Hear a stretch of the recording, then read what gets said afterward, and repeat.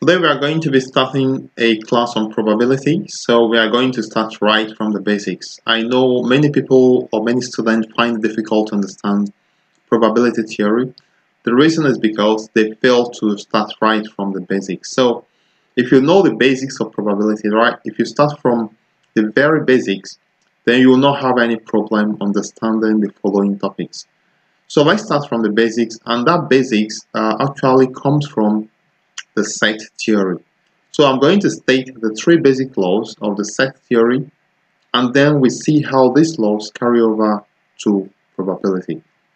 If you have any questions or have any other topic you'd like me to discuss in mathematics, you can just leave it in the comment box just below this video. So let me state these three laws, and then we see how we can now continue from the class for today, which is basics of conditional probability. Okay.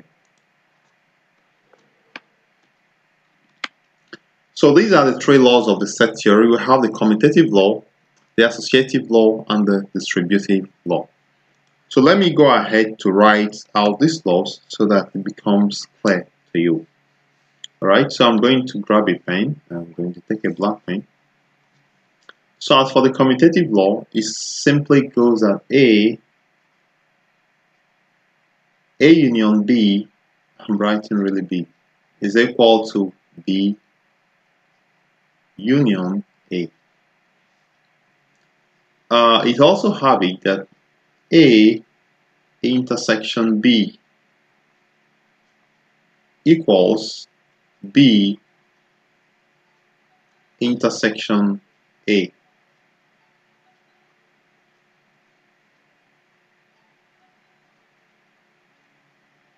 Alright, I don't know why the pen is actually behaving funny, so I'm going to erase this and write it a bit clearer. Okay, so let me take a pen again. A intersection B is equal to B intersection A. Let's now look at the associative laws. Associative law states that there are also two of them, they're always in pairs. So you have A union B, A union B, union C. So in this case, we have A union B in brackets, union C will also give us A union B, union C this way. So this is associative law, and let's write in a second form. We have A union B, sorry, this time A intersection B. Let me take eraser and erase this.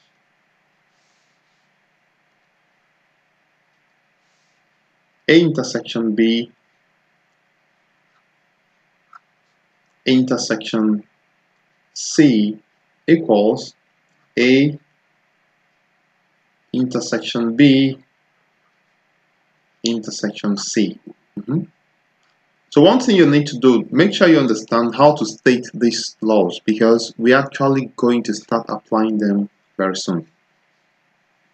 Let's now take the last one, distributive laws. This one is a bit counterintuitive and more challenging to memorize, but try to make sure you understand how it flows. In this case, we have A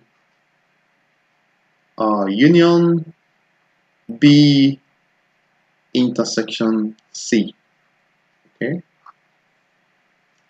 So this is going to give us A intersection B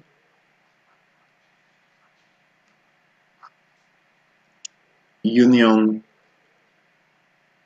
B intersection C. So you can actually write it, this is equal to, you can actually write it the other way around, A intersection B union C equals A union C, A union B intersection B union C. So these are the laws of set theory that actually carries over directly to probability. The next class we are going to actually apply these laws, and then we'll see how it applies to probability before we actually go into basics of conditional probability. And if you look at this law, basics of conditional probability, the formula here, you can see set theory actually applies here, where we have probability of A intersection B, as you can see. So that is why I need you to understand it right from the scratch, right?